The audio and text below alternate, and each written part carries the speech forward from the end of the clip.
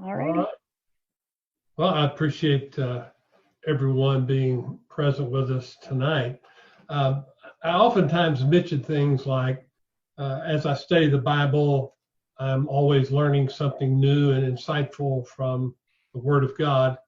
And so what I wanted to do in this kind of short series is share with you some of the latest things I've discovered in recent months that were things that were like staring me right in the face in the Bible, but I kind of got it, but didn't get it completely.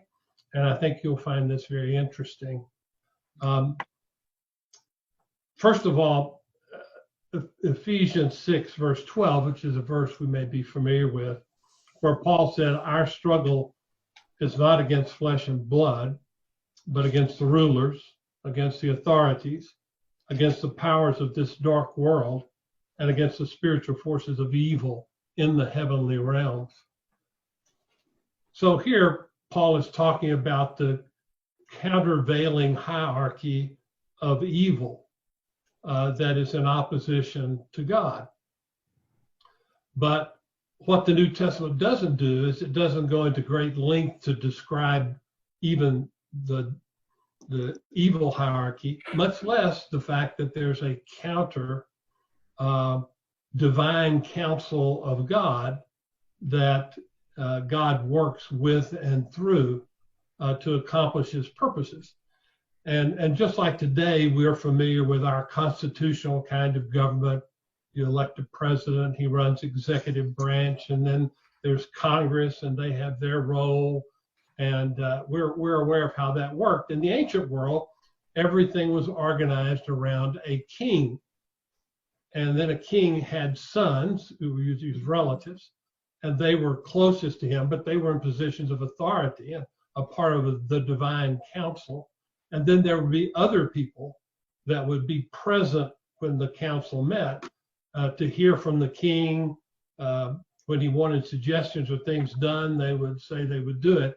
And that's the vision that when we go back to the Old Testament, that the Old Testament presents about God, that God oftentimes works through a divine counsel.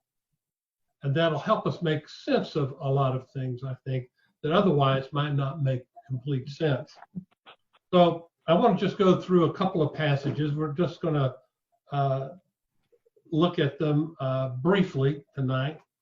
But we'll start off in Psalms 82.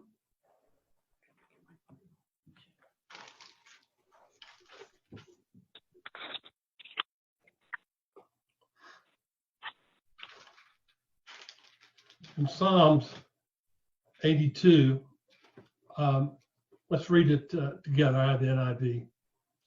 It's just 8 verses. God presides in the great assembly. He renders judgment among the gods. Now, footnote. Notice, at least my version has gods in caps, suggesting gods. Is it really gods? That's because the translators don't know what to do with this understanding. But the word there in the Hebrew is a very commonly used word, a generic word for God, which is the Hebrew word Elohim. That's Elohim would be the transliteration.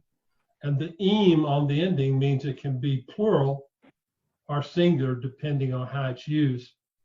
And so I don't think this is an in quotes gods. I just think that in the divine council, the great assembly of God, where he renders judgment, it's among the gods. There are gods, and we'll hear more about who these gods are. And here's God speaking, verse 2, to the gods of the nations, if you will. How long will you defend the unjust and show partiality to the wicked? Defend the weak and fatherless. Uphold the cause of the poor and the oppressed. Rescue the weak and the needy. Deliver them from the hand of the wicked. This is what the gods of the nations should be doing but he's inferring that instead they're doing the opposite. Then he says, the gods know nothing, and this is the same word, Elohim. They understand nothing. They walk about in darkness. All the foundations of the earth are shaken because these gods, that are the gods of the nations, have failed to do their responsibility. I say, you are gods. You are all sons of the Most High. So again, I say you are gods, Elohim.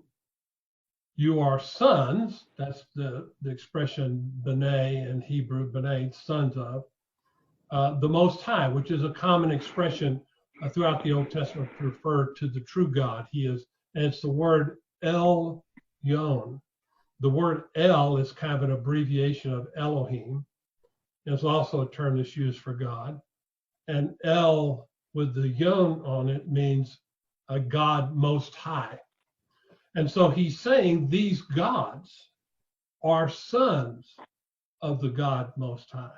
So these are, if you will, these gods are created by God. These are his sons. Just like we can be sons of God, and we are, if you will, his next team that he's training to be sons of God. But there was another team, and this team, at least some of them, rebelled against God and ended up ruling over the nations and doing it very badly. And notice what he says is going to happen to these gods. He said, but you will die like mere mortals. You will fall like every other ruler. So evidently God's going to remove from them the gift of immortality. They're not going to have it because of their behavior. And the final one is a plea. Rise up, O God, judge the earth, for all the nations are your inheritance. So again, it's addressing all the nations. So who are these gods? These are the gods of the nations. Now, we typically don't notice, but back in Genesis chapter 10, it lists 70 nations. And elsewhere in Deuteronomy, it says that God appointed these sons of God to be the gods over the nations. So God gave them this responsibility. Remember when the languages were confused, when they spread out and formed the many nations of the earth. And so I think we oftentimes read that and don't pick up on that because we're not thinking in terms like the people that would have originally read the Bible from an ancient religious perspective. But you can see very clearly here that God has an assembly, a divine council, which includes gods who are sons of God. Now, they're not the only figures. There are cherubim, there are seraphim, there are angels. But the angels are, the Hebrew word is malach. It means messengers. So they're just a part of the divine council. They're not the total summation of divine, and that evidently at a higher level are the sons of God who are given great responsibility. Now, to get an idea about these sons of God, they were with God when God created the earth. And we find this out by going to Job chapter 38. And Job chapter 38, this is, remember, it starts out by saying that the sons of God came together on this day, and then there was a council meeting, and one of the figures called Ha-Satan, I used to believe that was our Satan, but it may not be. Maybe another spiritual figure who was kind of took the role of the prosecutor of sins. But anyway, whatever that may be, we may talk more about that later. They have a council meeting, and God brings up his most righteous person on the earth is Job, and so all the trouble ensues. Now, at the very end, this is where God appears in the whirlwind and speaks to Job. So in Job chapter 38, we'll look in particular at verses, let's see, it's going to be 4 through 7. So he's asking Job this question: where were you when I laid the earth's foundation, when he created it? Tell me if you understand. Who marked off its dimensions? Surely you know. So he's talking about like a contractor building something in terms that humans would understand. Surely you know. Who stretched out its measuring line across it? See if everything was the right size. On what were its footings set? Or who laid its cornerstone? While the morning stars sang together, and all my translation says, angels shouted for joy.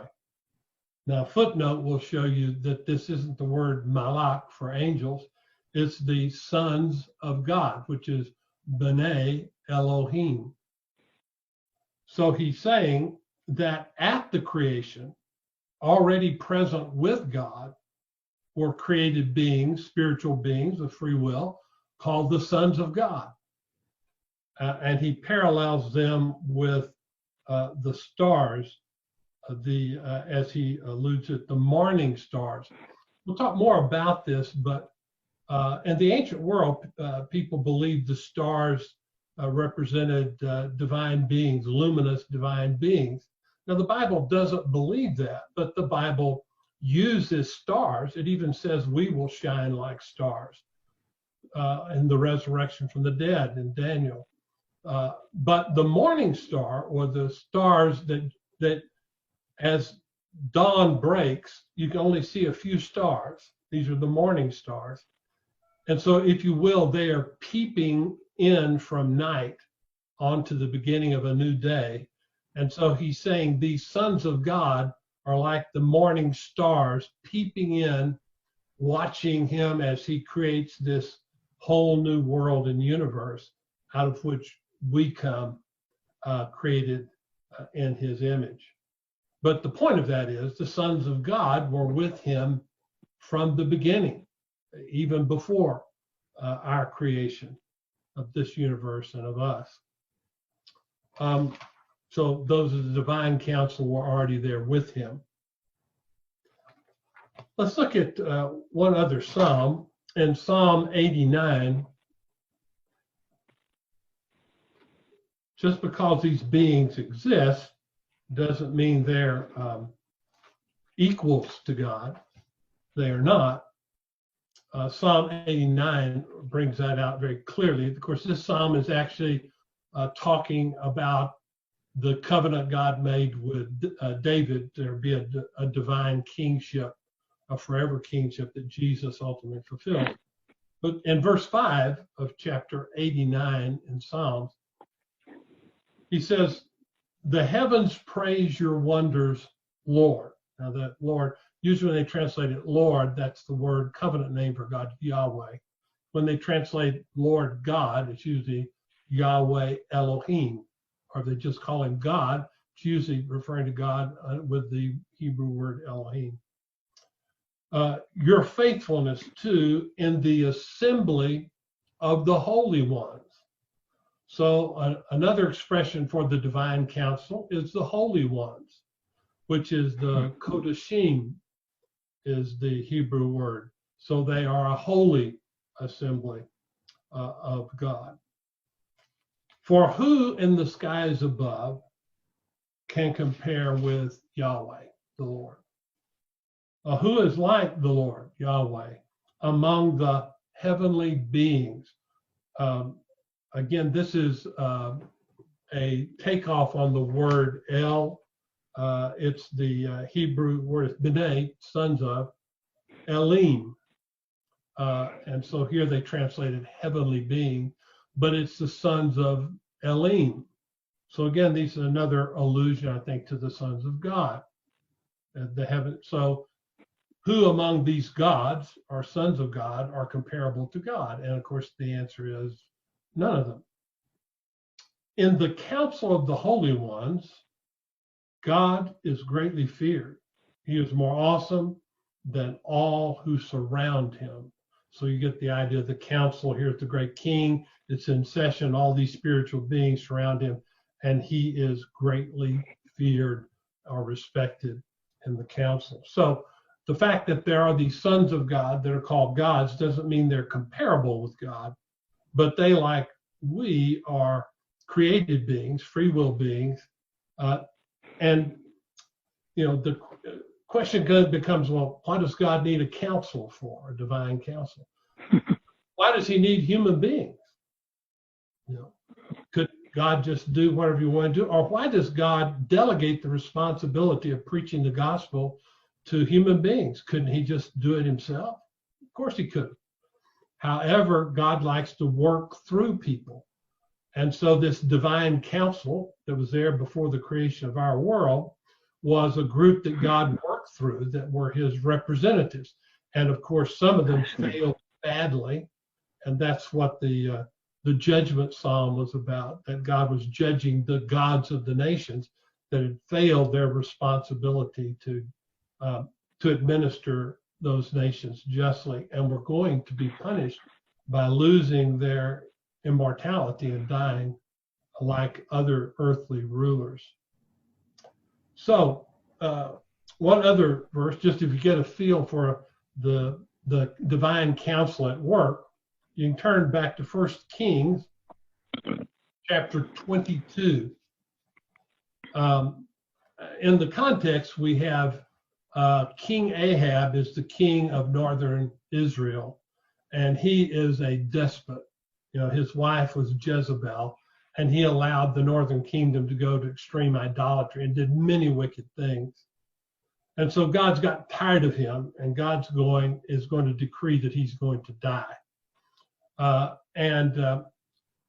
Ahab contacted the king of southern Israel, Judah, who's Jehoshaphat, and persuaded him that they ought to go together in a mutual campaign and attack Aram, which is like Syria, and take one of their major cities away from them.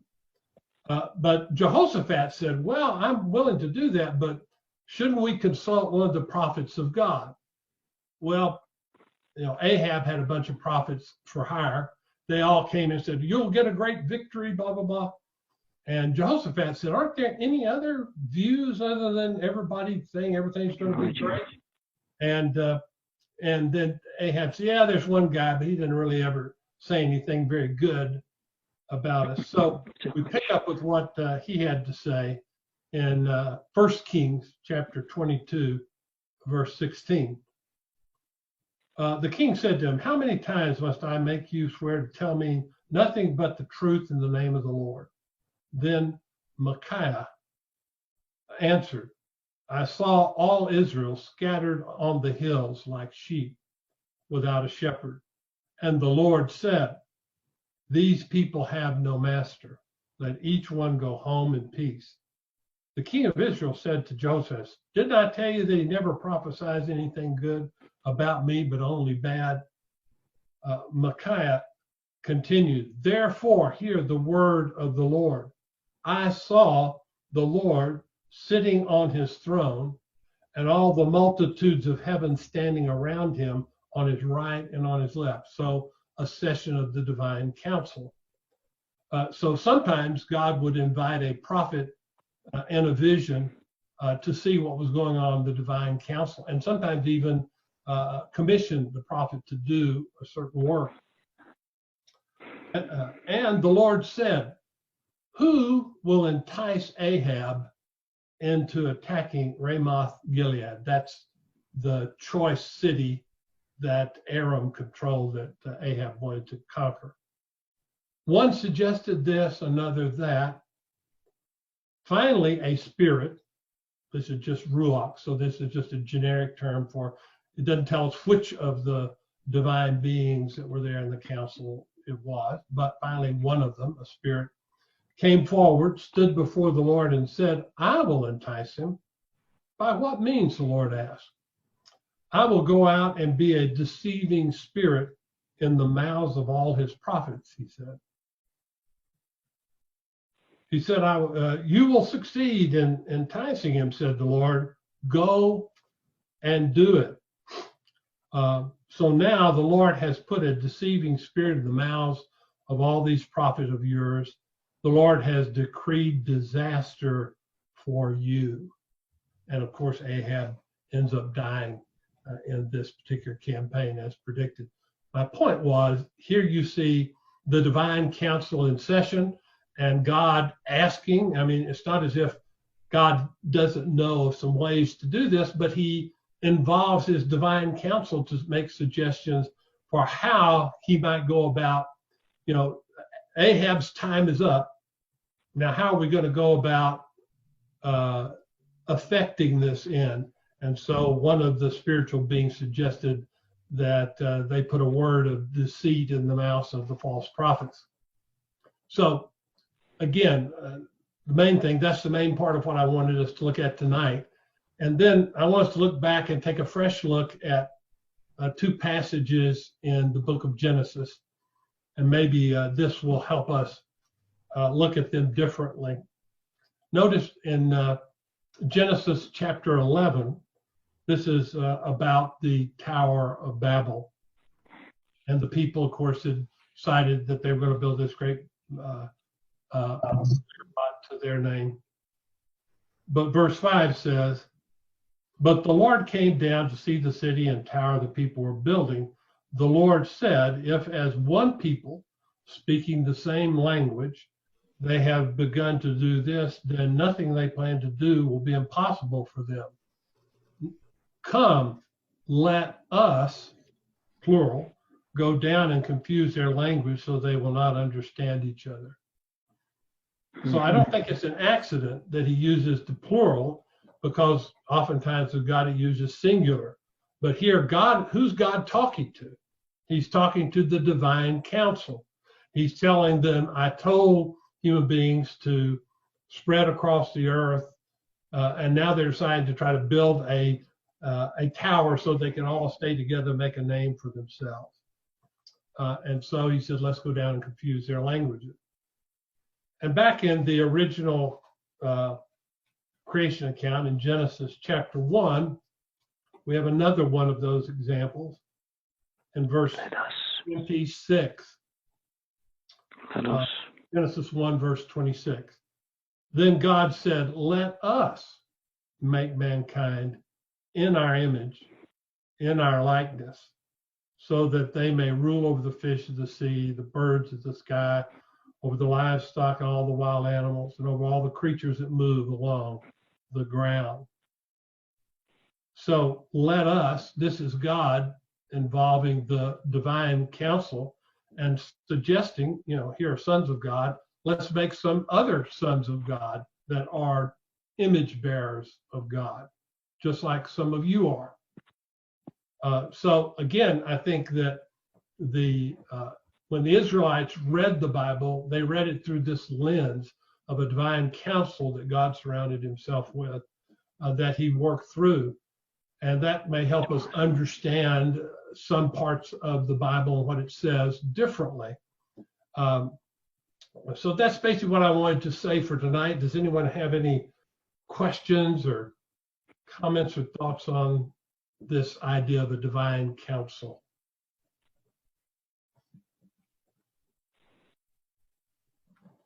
Well, let me say this.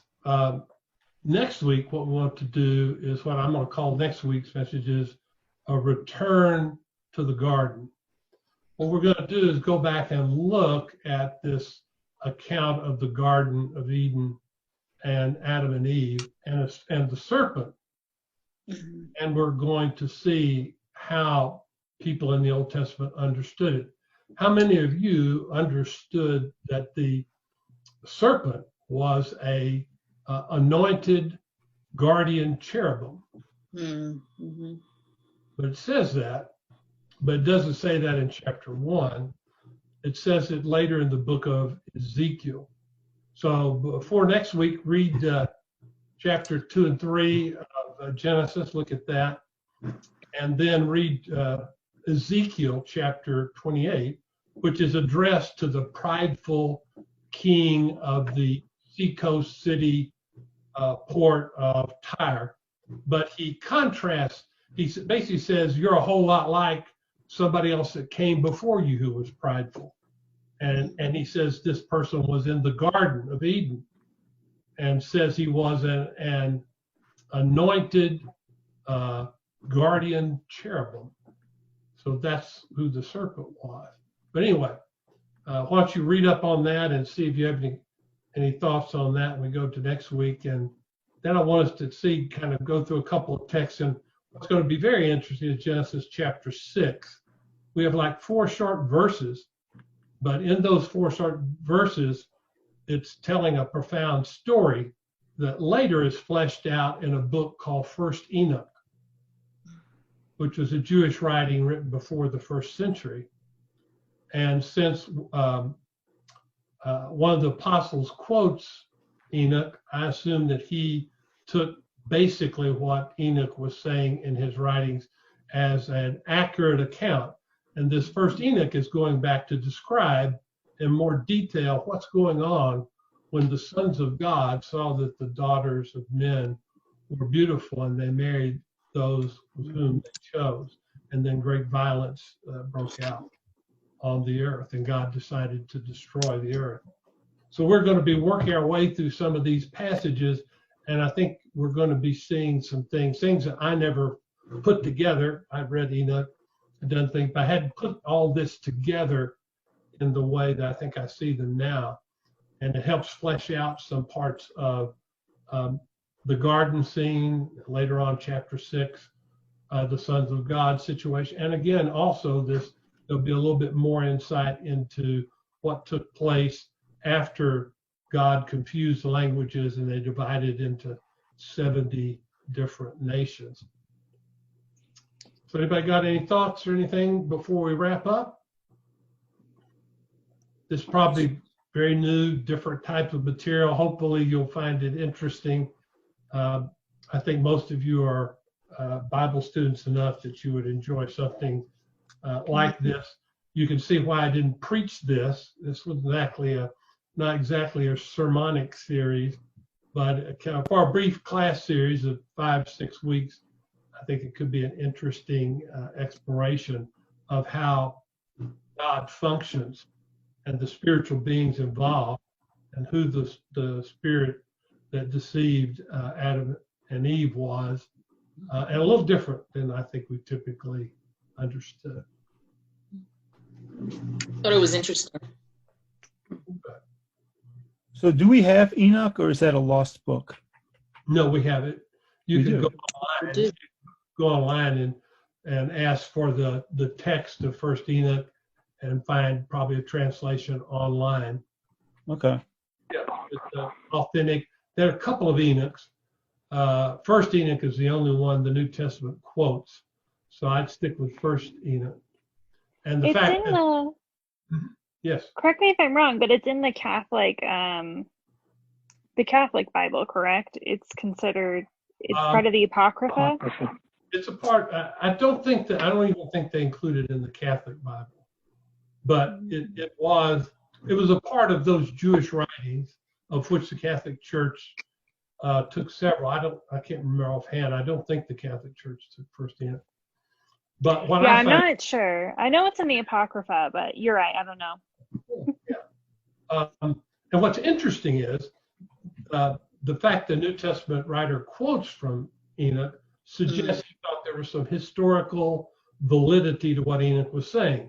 That doesn't mean everything he said in First Enoch is true, but evidently the essence of the story is true about what Enoch saw.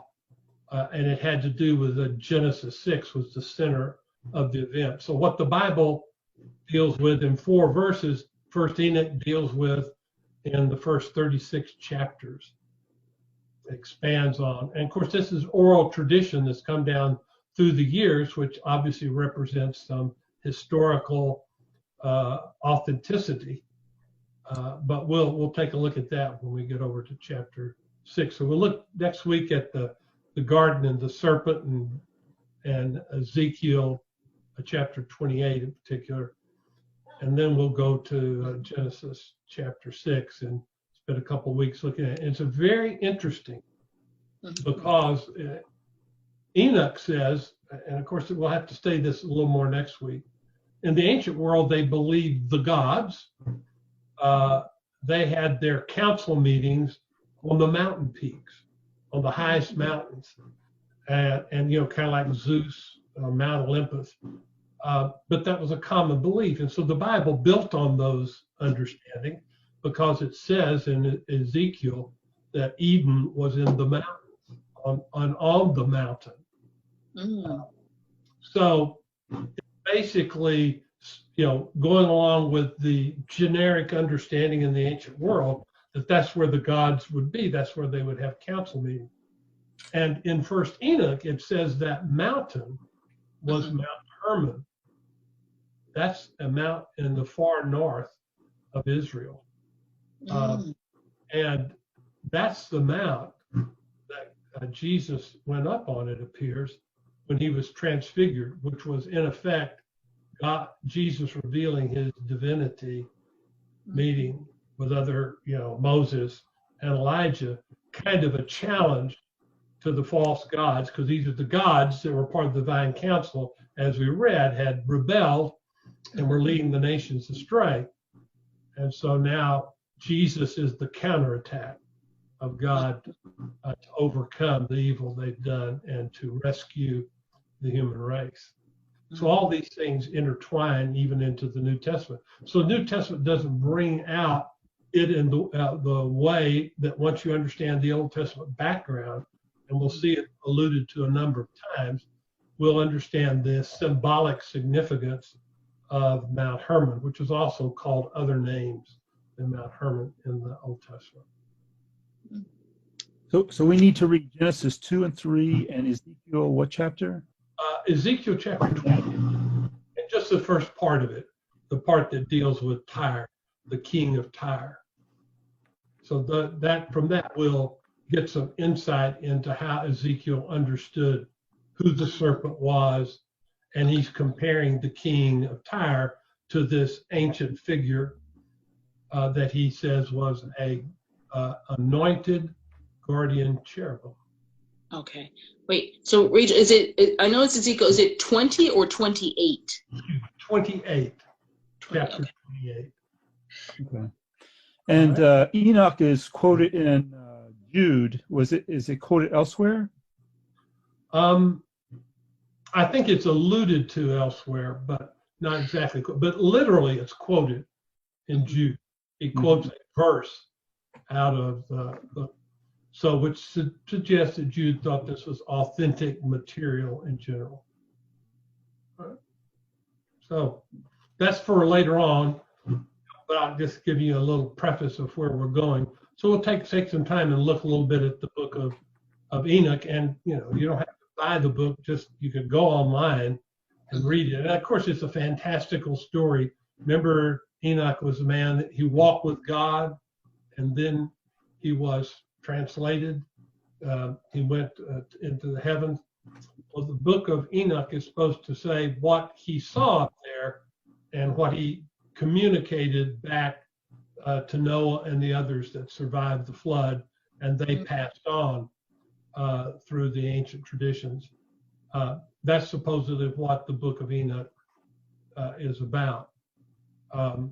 And so the fact that it's quoted by Jude suggests to me it has some authenticity. And when you read it, you begin to realize what the backdrop to some other New Testament passages are found in the book of Enoch. And that it just expounds on what the Bible devotes only 4 verses to, and gives some insight into things elsewhere we find that develop in the biblical story. And our impression is that the first century Christian would have been as familiar with Enoch as they were with the Old Testament. Yeah. I don't know what to parallel it with today, but again, they didn't have many writings. You know, not like today we have all these books. I have my bookshelf behind me, it's just part of my books. But books were rare, but there were probably, there was something like 30 or 40 authentic Jewish writings written between the time that Malachi was finished and then the first century of Jesus. And, other ones of them are quoted in the New Testament too, so they'd be familiar. In other words, especially in the Greek translations, they would have copies of these other books would circulate just like other Old Testament books. It doesn't appear that the Jews had yet settled completely on what their canon of Scripture should be. That appears to have happened after 70 AD, maybe at a council in Gemna, I believe it is. But it happened later. So some of these books were considered as possible candidates for the Old Testament that the Jews decided not to include, but the Catholic Church, on the other hand, and even the Orthodox Church included some of them. And where I would not consider Enoch an inspired work of God on the same level with the rest of the biblical material, that doesn't mean it's not telling us authentic facts, that some of the story that they're telling us is not true, oral tradition passed on through many years. So we'll take a look at it for what that's worth, but that'll be a couple of weeks down the road. Well, I appreciate your presence. Why don't we close out with a word of prayer. Andy, you want to lead us in a closing prayer? Sure. Can you hear us? Or Mm-hmm. good. Lord, thank you for letting us meet tonight and have this Bible study together. Thank you for giving us the time to slow down and have Bible studies together as a group. And thank you for all the people that showed up. Please open their eyes and give them wisdom, and give us all wisdom to learn while we are here sheltering in place and during this quarantine, that we use the time to study the Bible. We ask these things in Christ's name. Amen. Amen. Amen. Good to Thank see you, Bruce. God bless Thank you. Thank you, Bruce. Thank Good you. night, everyone. Thank you, Bruce. Good night. Bye-bye.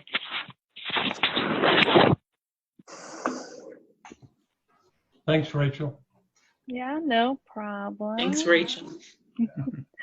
Yeah. Stopping.